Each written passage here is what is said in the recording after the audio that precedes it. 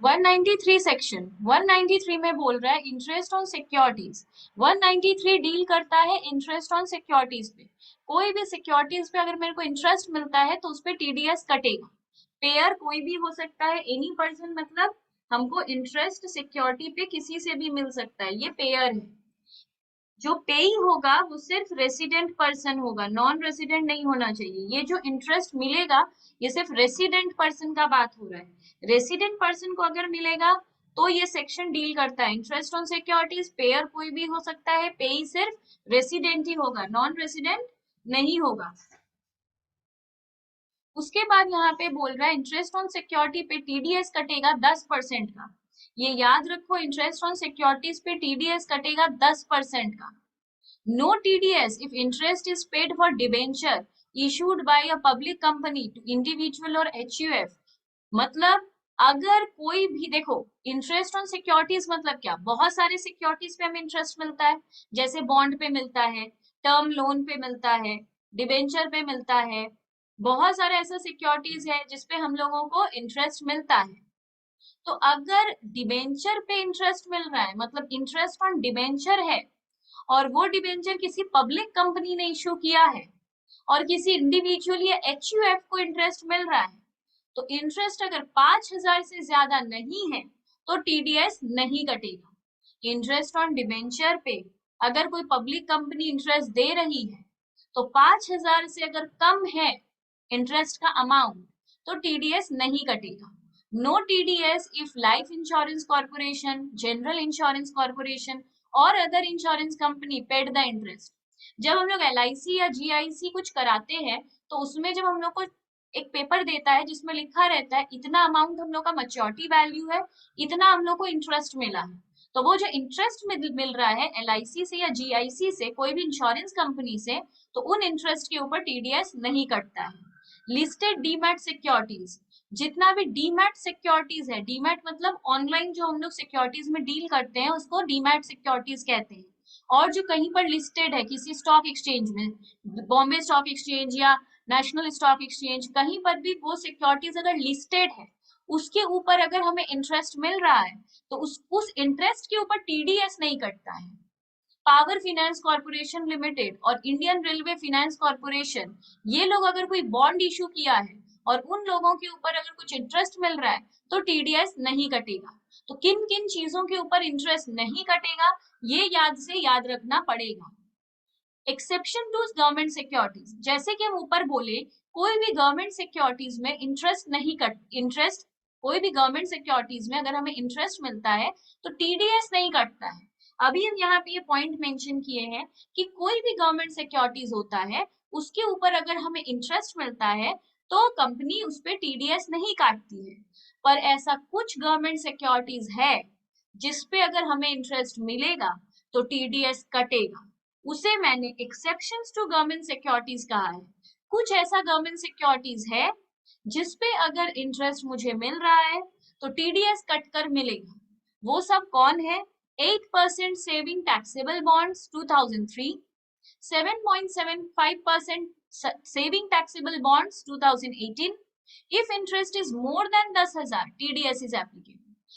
ऊपर जो government securities दिया है उसमें बोला है कोई भी गवर्नमेंट सिक्योरिटीज पे नहीं कटेगा, मतलब कभी टीडीएस नहीं कटेगा। नीचे बोल रहा है इन सारे गवर्नमेंट सिक्योरिटीज पे अगर मेरे को इंटरेस्ट 10,000 से ज्यादा मिलेगा तो ही टीडीएस कटेगा। इन सिक्योरिटीज पे भी अगर इंटरेस्ट 10,000 से कम है तो टीडीएस नहीं कटेगा, बट 10,000 से अगर ज्यादा है तो फिर टीडीएस कट जाएगा, चाहे वो गवर्नमेंट सिक्योरिटीज है फिर भी। तो यहाँ तक ये वाले सेक्शन को लर्न रखना है। फिर है सेक्शन 194। 194 सेक्शन है डिविडेंड का सेक्शन, ये लर्न रखना होगा। 194 सेक्शन है डिविडेंड का सेक्शन। तो जब भी हमें डिविडेंड मिलता है उसके ऊपर टीडीएस काटना पड़ता है कंपनी को।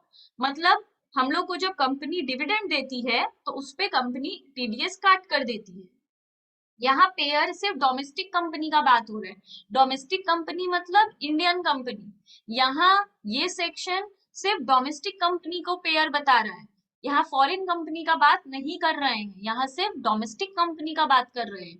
और पेई कौन है, वो भी रेसिडेंट है, वो भी इंडिया का ही है, मतलब देने वाला भी इंडिया का है, लेने वाला भी इंडिया का है।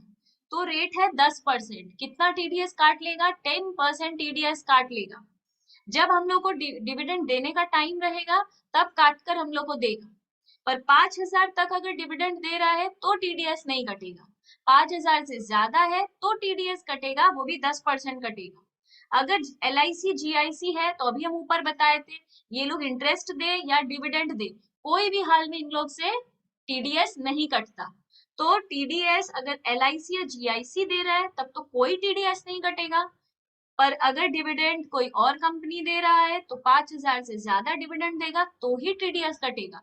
अगर अप टू 5,000 है तो कोई टीडीएस नहीं कटेगा डिविडेंड पेमेंट में। इसके बाद है सेक्शन 194A।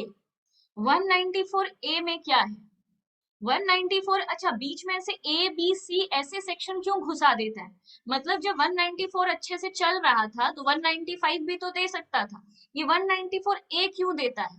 बीच में जब भी किसी सेक्शन को ये लोग घुसाता है ना, जैसे पहले इन सब में टीडीएस लगता ही नहीं था, बाद में जब रूल बनता है तो 194 के बाद 194A को घुसा देता है। जब भी कोई न्यू रूल बनता है, न्यू लॉ बनता है, तो फिर 194 के बाद 194A बना देता है।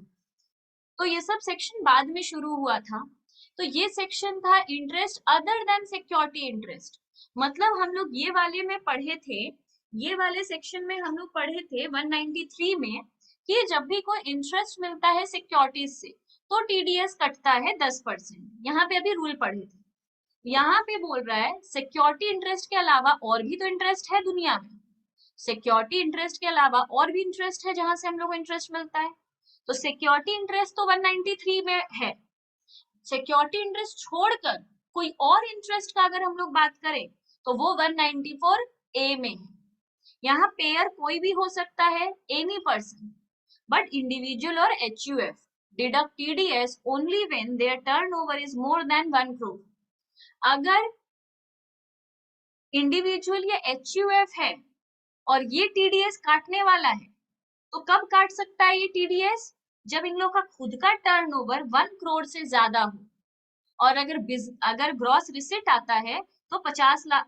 तो मतलब इस सेक्शन में बोल रहा है कि कोई भी अगर इंटरेस्ट दे रहा है मेरे को, सिक्योरिटी इंटरेस्ट छोड़कर कोई और तरीके का इंटरेस्ट अगर दे रहा है, और पेयर कोई भी पर्सन हो सकता है, पर उसमें अगर इंडिविजुअल और HUF है तो ये TDS तभी काट सकता है जब ये लोग का खुद का टर्नओवर 1 crore से ज्यादा हो, मतलब खुद का टर्नओवर 1 crore से भी कम है तो ये लोग TDS नहीं काट सकते हैं। तो और अगर प्रोफेशन का बात हो रहा है, अगर कोई प्रोफेशन है जैसे लॉयर है, टीचर है, तो इन ये लोग के केस में ग्रॉस रिसिट देखेंगे, अगर 50 लाख से ज्यादा है तभी TDS काट सकते हैं। तो इंडिविजुअल और HUF में देखेंगे टर्नओवर 1 crore से ज्यादा है तो ही TDS काट सकता है। अगर प्रोफेशन के केस में देखेंगे तो ग्रॉस रिसिट देखेंगे, 50 लाख से ज्यादा है तो ही TDS ये लोग काट सकता है। फिर बोल रहा है पेयर, अगर ये लोग है तो हम पेयर की लिस्ट में लिखे, ये लोग अगर किसी को इंटरेस्ट दे रहा है तो